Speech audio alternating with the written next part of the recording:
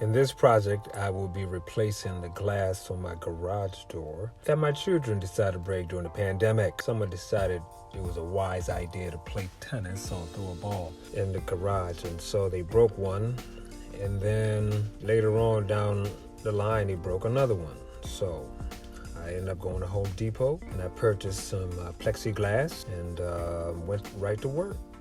I first began by removing all the old broken glass, using tweezers and some gloves.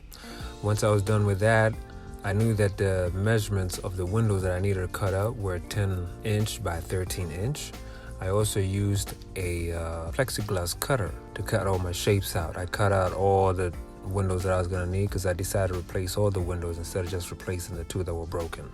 And once I was done with that, all I had to do was peel off the plastic sheet that was on the plexiglass and place it into the area where it needed to be replaced and went to work. As I was replacing the glass, I could tell the difference in the quality of the original glass versus the plexiglass. Shiny, brand new looking compared to the ashy old windows that I had before, which were glass, and I was afraid because I didn't want any of my kids to get harmed. With this plexiglass, I don't have to worry about that unless they really are intentionally trying to break it.